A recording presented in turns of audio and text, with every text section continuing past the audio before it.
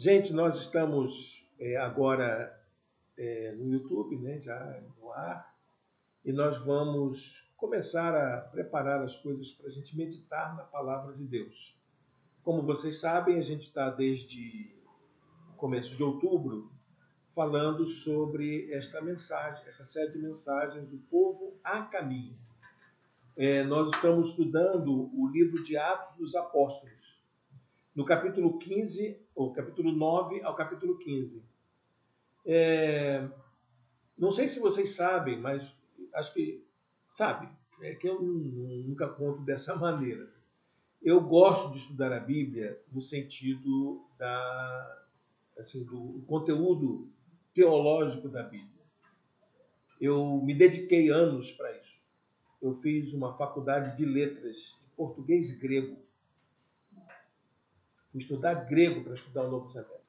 Tentei fazer um mestrado em Novo Testamento para poder me dedicar a isso. E o texto que eu mais amei de estudar na minha vida foi o texto de Lucas Atos, tanto Lucas quanto Atos. Então eu tenho na minha casa uma biblioteca preparada para esses estudos. Então, durante muitos anos, eu venho me dedicando a estudar o livro de Atos. Então, de maneira que eu adquiri algumas percepções que orientam a minha leitura das Escrituras.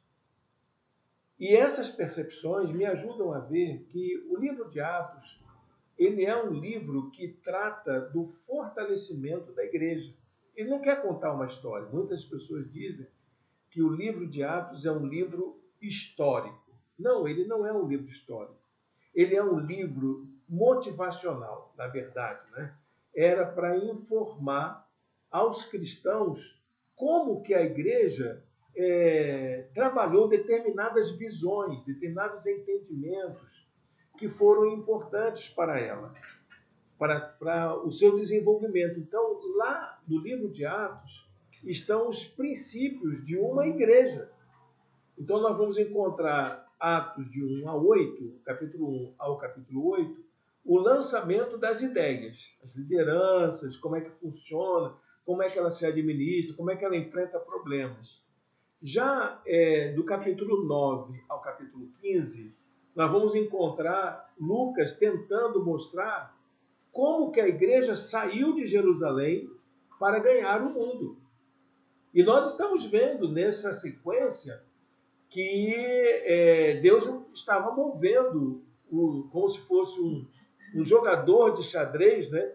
Mexendo as peças do tabuleiro para que o propósito dele se concretizasse na vida da sua igreja e o evangelho alcançasse o mundo, como era do seu propósito, como é do seu propósito. E para que isso acontecesse, a gente já viu, teve que se converter alguém da envergadura de Saulo, que se tornou o apóstolo Paulo. Imagina, só Deus para fazer um negócio desse, tirar um perseguidor contumaz da igreja e transformá-lo no apóstolo dos gentios. Isso é obra de Deus. Não há dúvida alguma quanto a isso. Nós vamos encontrar também, como vimos no domingo passado, a história da conversão da família de Cornélio. Ninguém menos que Pedro, que era o radical, né, o judeu conservador, apegado às tradições. Paulo fala que lá em Gálatas, que um dia ele se encontrou com Pedro e ele teve que enfrentar cara a cara Pedro, porque Pedro ele fazia um jogo duplo. Ele era um judaizante, ele era do partido dos judeus. E ele teve que passar por uma experiência, ter uma visão, ir na casa de um gentio, pregar o evangelho, comer com eles, ver a ação do Espírito Santo na vida dos gentios para que alguma coisa aconteça. Quando ele volta para Jerusalém, ele é chamado a atenção. A igreja chama a atenção de Pedro. É como se o Papa Francisco fosse chamado a atenção pela igreja. Senhor, como é que pode? Isso aqui Ninguém come na casa de gentio aqui não, nós somos judeus. Aí disse, não, mas se vocês vissem o que eu vi, vocês iam entender. Eu vi gentios tendo a mesma experiência que nós tivemos. E, na verdade, aquilo era Deus movendo as peças do tabuleiro da história para que o propósito dele se concretizasse. E nós vamos encontrar nesse jogo, né, nessas peças de tabuleiro movidas por Deus, mais um personagem dessa história, que é um dos personagens mais curiosos do livro de Atos, que é a figura de Barnabé. Barnabé é uma pessoa extraordinária. Eu, inclusive, escrevi a pastoral do nosso informativo de hoje sobre a vida dele, né? Para mim, e toda vez que eu lembro da história de Barnabé, quando canto aquele maravilhoso hino de Guilherme Kepler, né? Era o seu nome, Barnabé, natural de Chipre, também chamado de José das Consolações. Homem bom e piedoso, cheio de temor e fé, homem de Deus. Quando eu lembro disso, esse cara é um encorajador. Ele é um encorajador. E é esse personagem que nós vamos ver Deus movendo nas peças do tabuleiro da história para que a igreja alcançasse o mundo.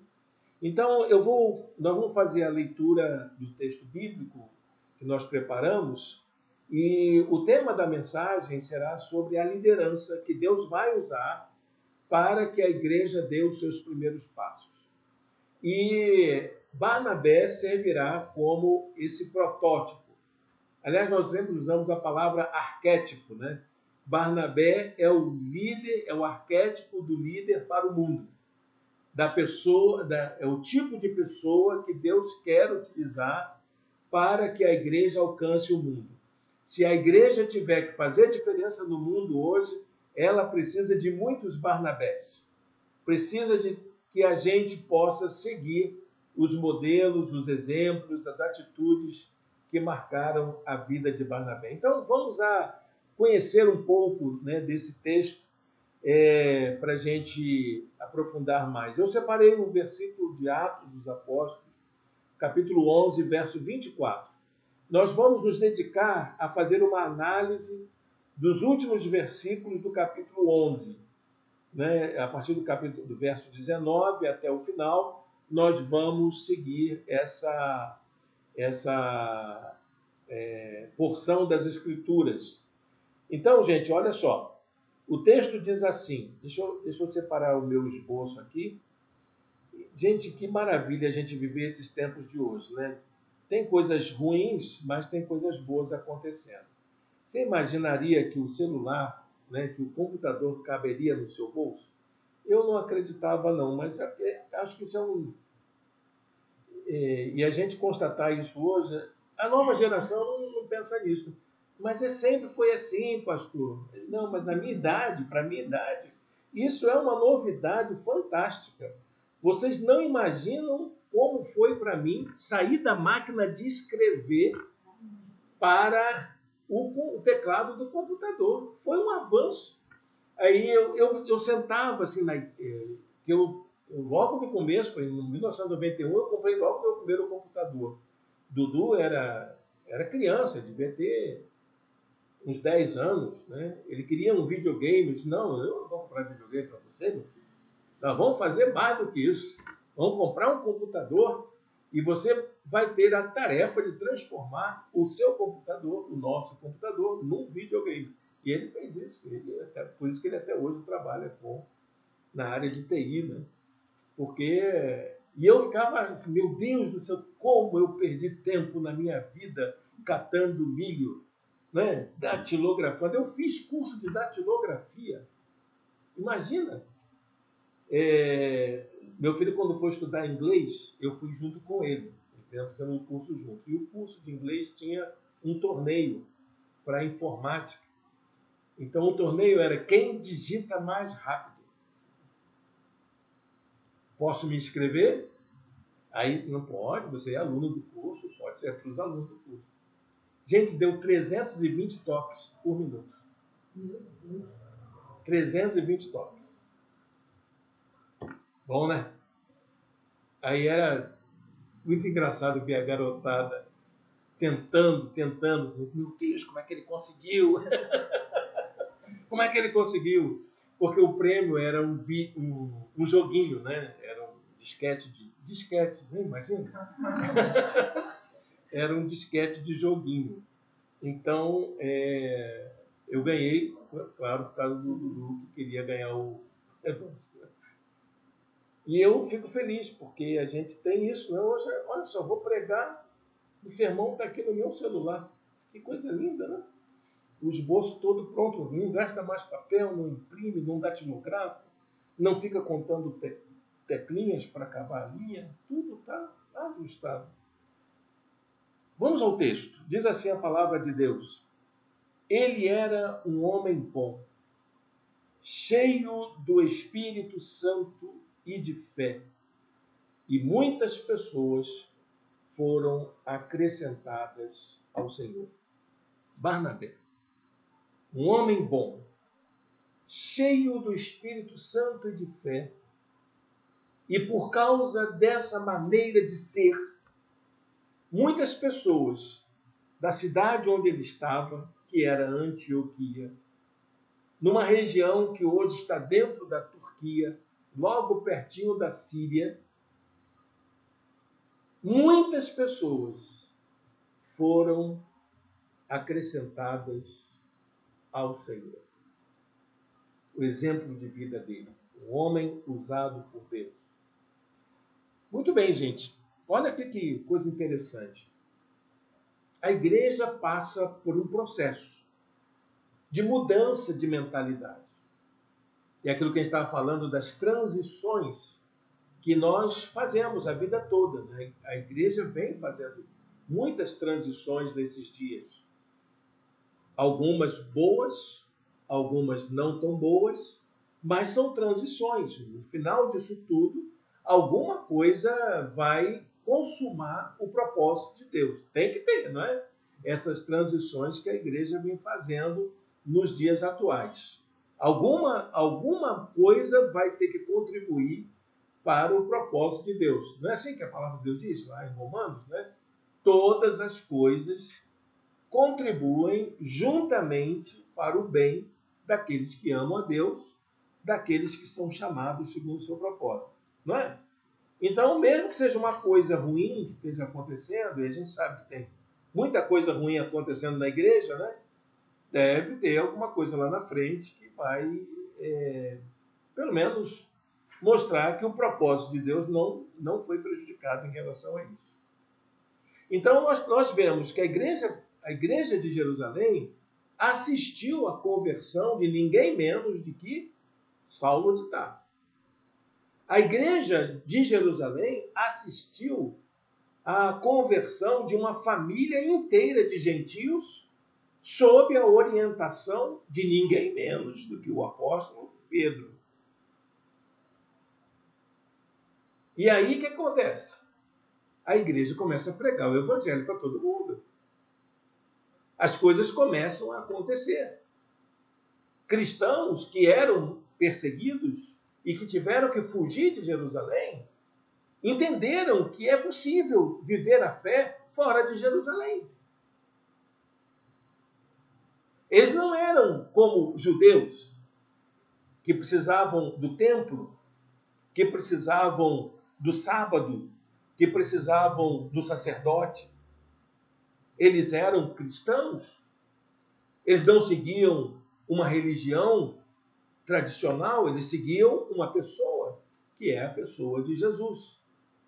E se eu posso fazer isso fora de Jerusalém, então vamos juntar forças, vamos fazer isso de uma maneira diferente.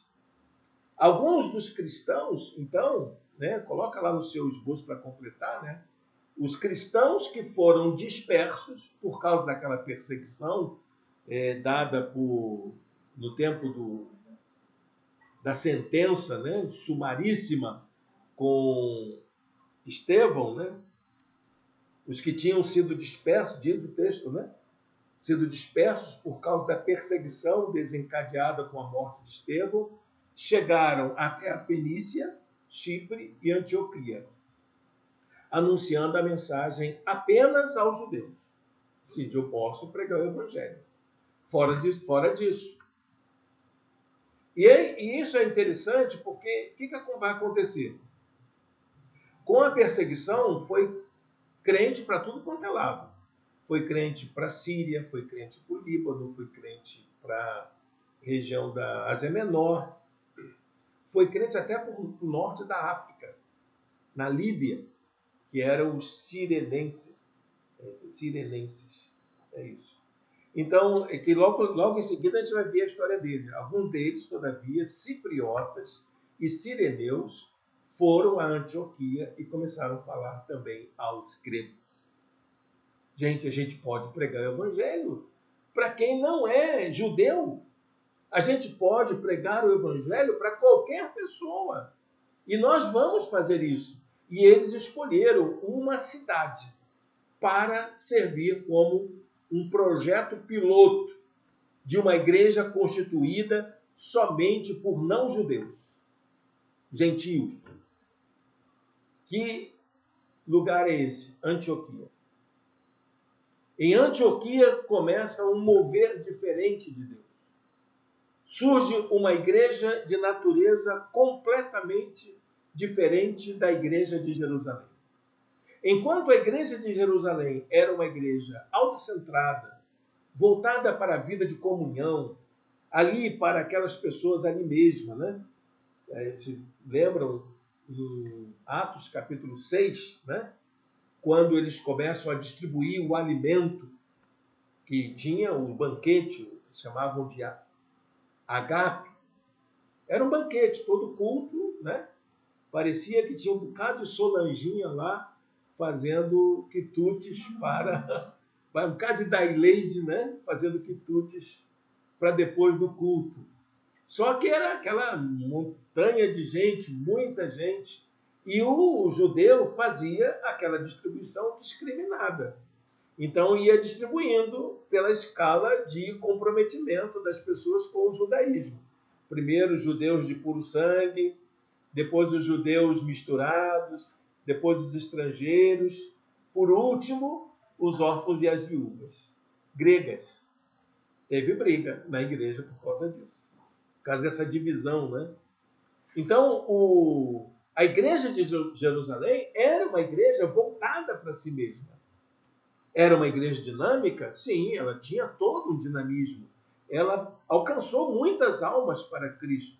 Ela alcançou muitos judeus, muitos inclusive da liderança do judaísmo da época. Muita gente se converteu. O livro de Atos fala em números exponenciais de cristãos que se convertiam em Jerusalém pelo trabalho dos cristãos de Jerusalém. Eles não tinham templo. Eles iam ao templo para poder dar o testemunho deles. E com o testemunho deles, lá no espaço dos judeus, trazer pessoas para conviverem em suas casas, para estudarem a Bíblia, para serem batizados nos muitos tanques que existiam na cidade de Jerusalém. Olha, gente, essa história é muito bonita, não é? Essa história é fantástica. É pena que eu não sei se existe algum filme, algum roteirista que tenha elaborado esse roteiro dessa maneira como eu vejo. Mas eu vejo, assim, esses irmãos tendo uma experiência extraordinária e por isso eles incomodavam e eram perseguidos em Jerusalém por causa do ineditismo da experiência de espiritualidade que eles tinham naquela condição. Esses cristãos, então, o que vai acontecer com eles? Eles vão começar a encontrar uma nova forma de ser igreja fora de Jerusalém. Um novo jeito de desenvolver espiritualidade fora dos símbolos judaicos, dos símbolos religiosos. Uma igreja completamente diferente daquilo que eles haviam experimentado, mas sem perder a essência, sem perder o cerne da fé, que é Jesus Cristo. através da convivência desses irmãos em Antioquia, por isso que eles se dirigiram para lá. Muita gente saiu da ilha de Chipre, saiu do norte da África, saiu da região de Tiro e Sidom, saiu de todos os lugares para irem para Antioquia e ali terem essa experiência fantástica de ser uma igreja com uma nova mentalidade, com uma nova visão, com um novo modo de entender. Não mais voltada para si mesma, mas voltada para o mundo. Uma igreja com coração missionário. Quando eu falo coração missionário, eu não estou pensando naquela obra. Lembra? A doutora Eva deve lembrar bem das campanhas de missões que as igrejas batistas faziam, né?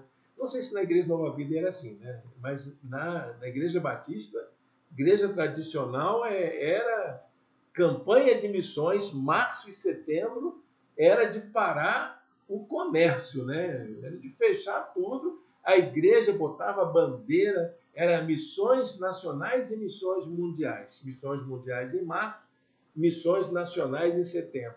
Tudo para levantar oferta, orar pelos missionários, e as juntas missionárias mandavam missionários para visitar a igreja, tiravam ele lá do campo que estava de férias, colocava para visitar as igrejas, faziam aquelas... Lembra disso, Cristina? Minha nossa, tem um amigo que é pastor, grande pastor lá na região dos Lagos, hoje, né? Ele, na igreja de Mendes, onde eu era pastor, ele gostava, amava aquela coisa de fazer. Chegava setembro, chegava março, era de gente chorar mesmo, para poder fazer a campanha de missões. E aqueles alvos desafiadores. Eu me lembro que tinha um padeiro, né? Trabalhava na padaria de um irmão da igreja. E ele ganhava salário baixo, né? E ele queria dar a oferta de missões, fazer o desafio dele. Sabe o que ele fez? A padaria tinha forno a lenha. E aí a padaria recebeu uma carga de lenha maior naquele mês. E ele entendeu que aquilo era a resposta de Deus às suas orações. E ele se ofereceu para trabalhar em hora extra, para poder rachar aquela lenha toda, e todo o dinheiro ele iria doar para missões. Aquilo foi um testemunho maravilhoso da igreja. Eu não achei muito simpático, não, mas quem sou eu para poder dizer isso para ele, né? Você, rapaz, você tem filho pobre, você tem filho, né? Você luta, você tem dificuldade, você mora numa casa que precisa de reforma. Isso é para você, pastor. Deixa os irmãos que podem fazer isso. Não, pastor, isso é o meu desafio. Eu sei que Deus vai multiplicar isso na minha vida. Claro que Deus sustentou ele, claro que Deus multiplicou na vida dele, mas é a experiência dele, eu não quis interferir. Mas eu não deixei assim de dizer para ele, né, que não é isso que Deus espera de cada um de nós, né? Quando eu falo de uma igreja missionária, não estou falando disso, tá bom, meus irmãos? É bonito isso? É. Temos boas lembranças? Temos. Mas quando eu falo igreja missionária, é a igreja que está comprometida com a missão de Deus no mundo. Não estou falando de missões, estou falando de missio Dei, missão de Deus. Aquilo que moveu o coração de Deus para poder criar o mundo do jeito que ele é, criar a humanidade do jeito que ela é e salvar a criação perdida do jeito que aconteceu na pessoa de Jesus. Tudo isso faz parte de uma obra missionária de Deus. É com isso que a Missio Dei está comprometida. De fazer com que o propósito salvador de Deus em Cristo para a salvação de toda a criação se concretize. E era isso que a igreja queria fazer. A igreja de Antioquia estava comprometida com isso. Ela entendeu isso perfeitamente. De que a Missio Dei não é para uma cultura, não é para um povo, não é para um tipo de gente, é para todos e todas, para toda a criação. E em salvando essa humanidade perdida, salvar o mundo todo, toda a criação para a glória de Deus. Era isso que eles estavam preocupados. E Lucas parece que compreendeu bem isso. Lucas entendeu que esse fato fazia parte desse agir de Deus, desse mover de Deus as pedrinhas de um tabuleiro para consumar o seu propósito. Por isso que ele diz assim: a mão do Senhor estava com eles. Com eles quem? Com esses cristãos que saíram lá da região do norte da África, que saíram do meio do mar Mediterrâneo, que saíram lá da região norte da Palestina, da Judéia, e vieram para Antioquia, para terem a mais extraordinária experiência de missão de Deus no mundo que o cristianismo e toda a humanidade já tinha conhecido, não tinha conhecido até então. Foi inédito, foi uma experiência nova, foi um mover de Deus totalmente novo que eles passaram a experimentar a cada dia. Antioquia, então, serve como um paradigma, como é isso que eu falei para vocês, arquétipo, né? Para a pregação do Evangelho, para a expansão da igreja que estava começando naquela época, diferente do modelo da igreja de Jerusalém. Nascia em Antioquia uma nova consciência de missão, totalmente nova. Uma visão mais ampla a respeito do alcance do reino de Deus, sobre justiça, sobre paz, sobre convivência harmoniosa entre todos os diferentes, para que ali começasse uma igreja que fosse a expressão do amor de Deus por toda a criação. E essa história, ela vai chegar na igreja de Jerusalém. Isso incomodou a liderança da igreja, os pastores, os apóstolos, os líderes. Imagino Tiago, o meio-irmão de Jesus, né? Que era considerado um judaizante, o mais judeu dos apóstolos. Imagina um Pedro, imagina. E, gente, a gente está se dividindo. Aí o que eles fazem? Temos que escolher alguém para ir lá saber o que está acontecendo em Antioquia. E eles escolhem o melhor. Eles escolhem a dedo a figura de Barnabé. Manda Barnabé.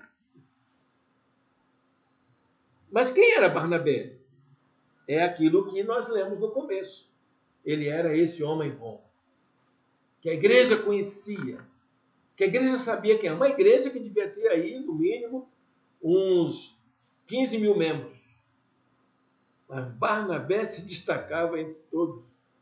Ele não era um líder como um pastor, tinha cargo. Não, ele era um crente, um cristão, que fazia coisas extraordinárias, que não tinha nenhum constrangimento em colocar a sua vida inteira a serviço do reino de Deus, mesmo que ele tivesse que abrir mão de alguma coisa. Por isso, essa descrição de Atos 11, 24 é uma descrição bastante simplória para a figura que foi Barnabé. Mas já dá para ter uma ideia, não é? Imagina, o que é um crente bom? Aqui entre a gente, tem alguém que a gente pode dizer isso? Olha, ele é um homem bom, uma mulher boa. Tem alguém aqui que a gente possa olhar assim, mas o fulano ali, olha aquele irmãozinho, cheio de Espírito Santo. A gente não tem ideia do que seja isso, porque nós não temos referências nas nossas igrejas de pessoas assim, que a gente pode dizer, nossa, o irmão fulano, a irmã fulana é uma pessoa cheia do Espírito Santo, cheia de fé. Como é que é? Não sei, eu não tenho essa convivência. Eu conheço alguns que eu posso dizer que são cristãos extraordinários. Aqui mesmo nós temos pessoas maravilhosas e que eu sinto que são pessoas comprometidas com Deus. Mas como Barnabé, gente, a gente está longe. Até eu me sinto muito aquém dessa referência feita a Barnabé. É ele. Vai lá, Barnabé. Vai lá em Antioquia ver o que está acontecendo. E diz a Bíblia que ele chega lá, ele, gente, isso aqui é bom demais. Isso aqui, o que está acontecendo aqui é maravilhoso demais. Eu não quero perder isso por nada. Vou ficar por aqui. A gente precisa conhecer um pouquinho quem é essa figura. Quem é Barnabé? Há, no livro de Atos, vários momentos em que ele aparece, tanto antes quanto depois dessa narrativa. Vamos ver o antes, né? Depois a gente vai ver em outras mensagens que a gente vai pregar nessa série, né? Então, Barnabé é apresentado, nesses momentos da igreja, como um cristão que inspirava confiança da igreja toda. É um cristão inspirador. Se eu tiver que ser crente, quero ser crente como o Barnabé. Do contrário, nem vale a pena. Me lembro de uma história contada pelo pastor Zic sobre os atletas de Cristo, que envolvia a vida do Rivaldo. Rivaldo é um crente, né? Um jogador de futebol já aposentado, né? Mas um crente. Então, ele jogou na Europa há muitos anos, né? E ele, quando foi jogar, se eu não me engano, na Turquia, tinha um adversário do outro time que sabia que ele era cristão e só entrava na maldade, na falta. Só na maldade. Fazia falta dura no Rivaldo. E Rivaldo levantava, continuava o jogo, nada acontecia.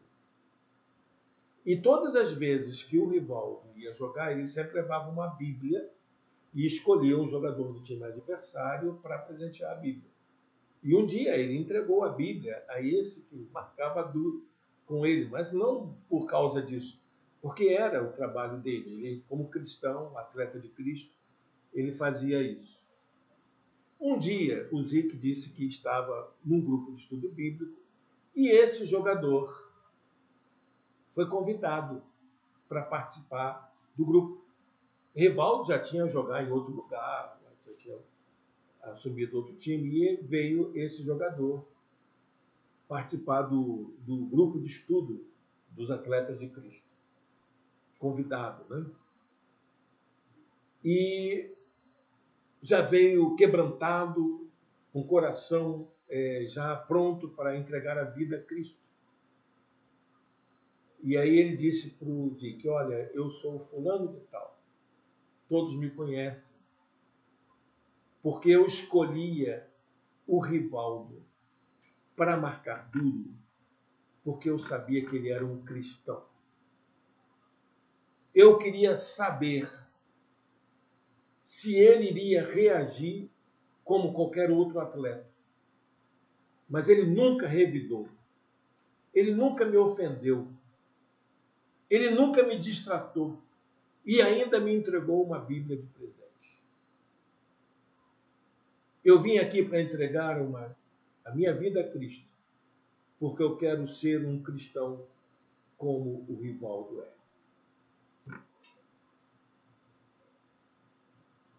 Será que alguém já...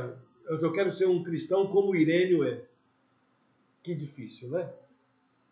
Era o Barnabé. Barnabé era aquele cristão que todos deveriam ser assim. Todos. Mas ele era extraordinário. E se a gente tiver que ser cristão, se não for como Barnabé, não vale a pena. Vamos ver um pouquinho das coisas da vida dele? Olha só, dá para ler aí? Tá pequenininho. Dá para ler? Tá. Ele era um levita. Começa por aí, né? Levita quer dizer da tribo de Levi, né? Mas a tribo de Levi, na tradição judaica, era aquela tribo que atuava no culto do templo, né? Nas celebrações do templo.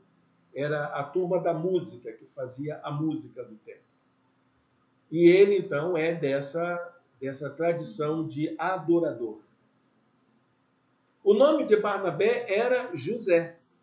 Na verdade, era o nome de nascimento, é o nome hebraico, né? José era o nome hebraico dele. Mas ele é de uma família de judeus helenistas. E então ele falava grego.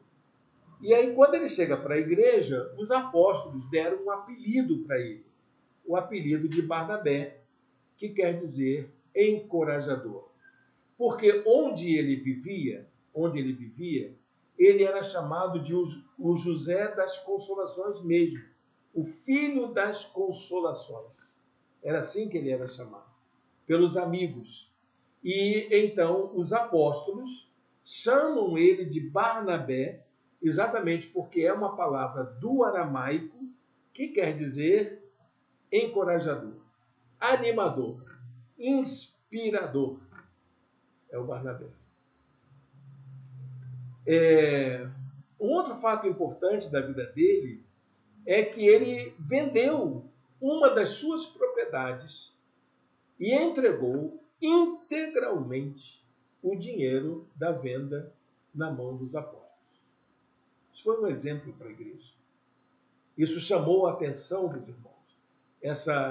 Esse desprendimento de entregar uma oferta expressiva, tão expressiva, para o trabalho da igreja. Hoje em dia isso se vê, meu Deus, como é que a gente entenderia uma atitude dessa? A igreja entenderia como um ato de generosidade, mas o mundo não veria dessa forma, de jeito nenhum. Ainda mais num contexto de tanta pobreza quanto era a região da Judéia, da Palestina, dos cristãos em Jerusalém. Um outro aspecto importante da vida de Barnabé é que quando Saulo, o perseguidor, se converteu, não teve um na igreja que tivesse coragem de chegar perto do Saulo. O cara mata. Ele prende, ele arrasta a gente pelas ruas, pelos cabelos e já era, meu amigo. Eu não vou lá, não. O cara é mau, perverso. E Barnabé não. Barnabé, ele chegou junto. Ele foi amigo de Saulo. Ensinou para ele os primeiros passos da vida cristã. A ser um discípulo. Ele fez com Saulo o trabalho de discipulado. E ainda, como ele era uma pessoa muito bem respeitada na igreja, foi ele quem levou Saulo para conhecer os apóstolos, os líderes da igreja. Porque se não fosse com Barnabé, Saulo jamais chegaria perto. Não teria condições de fazer. E ainda uma última, né? Barnabé tinha o dom da profecia. Ele era conhecido na igreja por ser um dos profetas. Ou seja, profeta naquela época era muito diferente do que as tradições evangélicas chamam hoje de dom de profecia. Profecia era o trabalho do pregador, era o que anunciava a palavra de Deus, porque não existia esse trabalho de exegese, de esmiuçar a Bíblia. O que havia era entender a mensagem de Deus a partir da experiência de Deus que a pessoa tem. E o profeta fazia isso. E Barnabé era um deles, um pregador da igreja. Um homem que tinha autoridade de falar na igreja. Que figura extraordinária, não é? Gente, para a gente entender essa situação, a gente vai verificar que quando Barnabé chega em Antioquia, ele logo percebe que alguma coisa nova está acontecendo naquela igreja.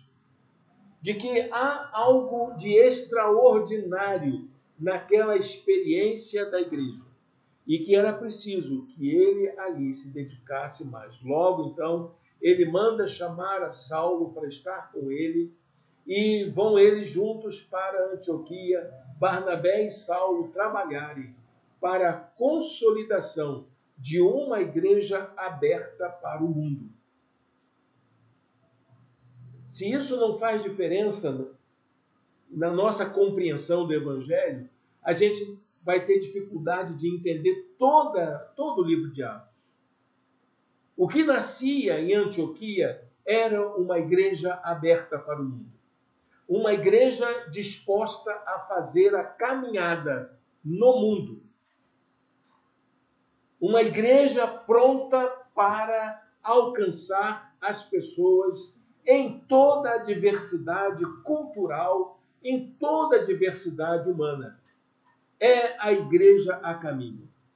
E uma igreja a caminho para servir ao Senhor no mundo assume esse desafio de ser a testemunha da graça e do amor de Deus a toda a criação.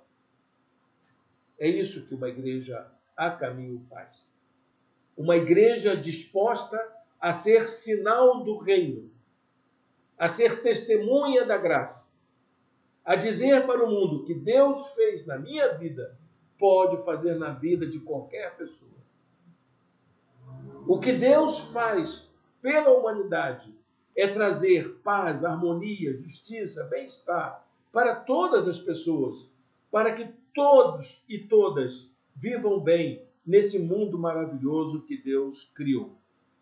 Então, para a gente entender isso, gente, nós vamos encontrar na figura e na atuação de Barnabé as marcas dessa liderança, dessa igreja que vai ser sinal para o mundo, que vai sinalizar para o mundo o que é viver uma experiência de Deus dentro da nossa realidade existencial. Vamos ver algumas coisas importantes aí. A primeira delas, essa igreja, essa ação precisa ter a visão de que Deus age em todos os contextos. Deus não escolhe lugar para agir. Ele age em qualquer contexto. Compreender isso é fundamental para que Deus possa usar a vida das pessoas.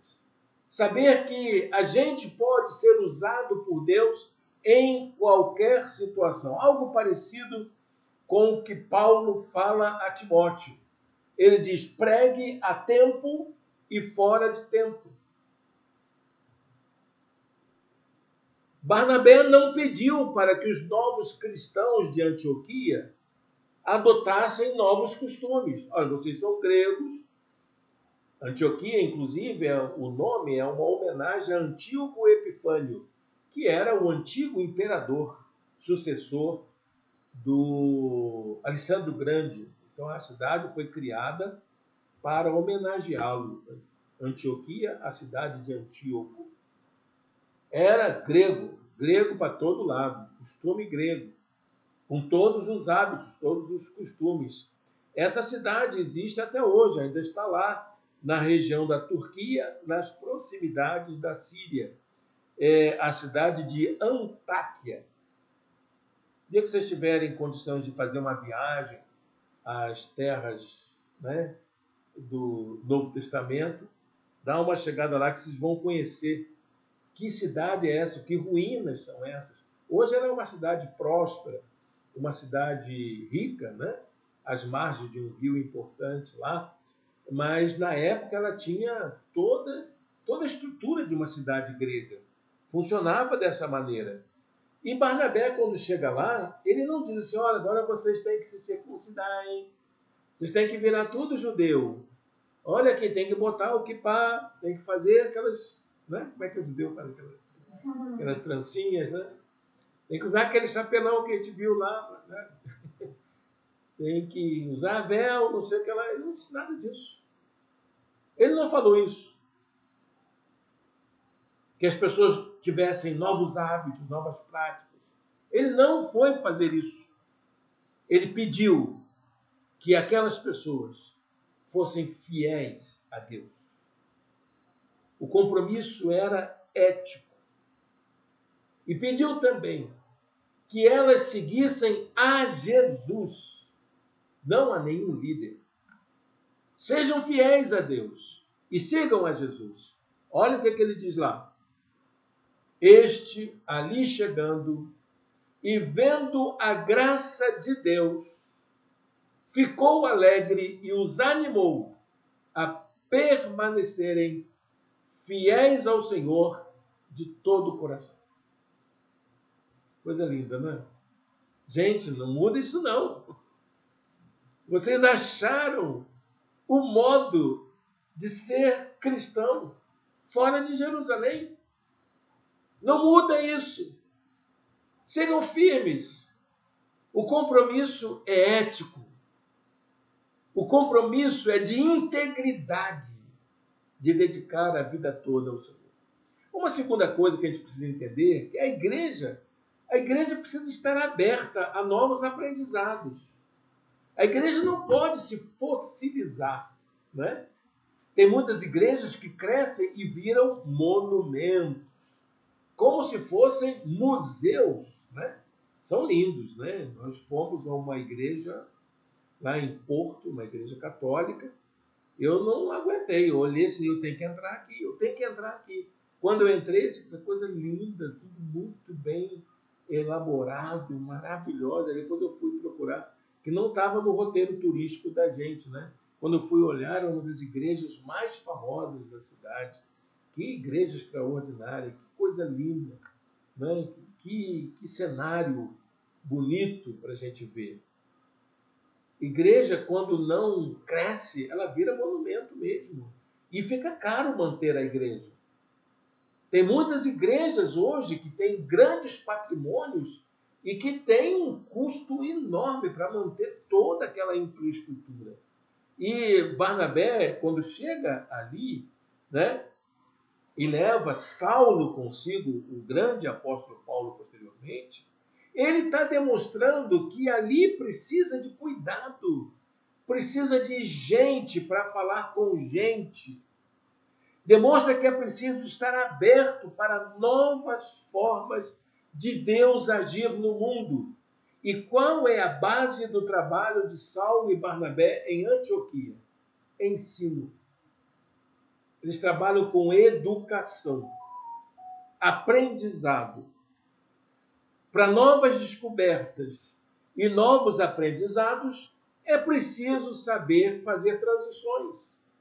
É preciso saber adquirir novas atitudes no serviço do reino de Deus. Lucas registra assim: quando o encontrou, levou-o para Antioquia. Assim, durante um ano inteiro, Barnabé e Saulo se reuniram com a igreja e ensinaram. Vamos aprender aqui a história. Vocês são de outra cultura. Mas saber por que Deus moveu as coisas nos seus propósitos para que, numa região tão esquecida, né? Uma região dominada, um entroncamento de caminhos, que isso Jerusalém é isso, né? A Judéia toda, a Palestina, é um entroncamento de caminhos. Deus escolheu exatamente aqui. E explica isso. Por que Jesus é o Salvador do mundo? Precisamos entender isso. Precisamos ter essa visão de que o Evangelho é para todos. E como é que a gente aprende isso? Estudando, lendo, se aprofundando, procurando as fontes, examinando. Gasta tempo. Levou um ano. Não foi do acaso. Eles foram ali dedicados a esmiuçar o conteúdo, a explicar a todo mundo o que estava acontecendo na história da humanidade por esse mover de Deus. E, por fim, a gente precisa entender que a igreja deve ter a sua mente voltada para as necessidades integrais das pessoas. Um fato curioso é que no meio daquela história acontece uma revelação profética. Haveria um período de fome que iria alcançar as regiões mais pobres do Império Romano. Os cristãos de Roma iriam sofrer. E aí, o profeta chama-se Ágabo. Ágabo diz à igreja de Antioquia: gente, vai ter aí uma fome, está chegando um período de escassez de alimento, quem é mais pobre vai sofrer. Nossos irmãos de Jerusalém vão passar necessidade. E essa igreja, então, ela entende que a missão de Deus não é fazer culto, não resume nisso, é muito pouco. A missão de Deus é alcançar as pessoas dentro das suas condições concretas de vida. Vai ter fome? Então vamos fazer o seguinte: vamos levantar uma coleta aqui. Era uma cidade rica. Vamos fazer uma campanha para levantar recursos, para mandar para esses irmãos se anteciparem para essa fome que vem.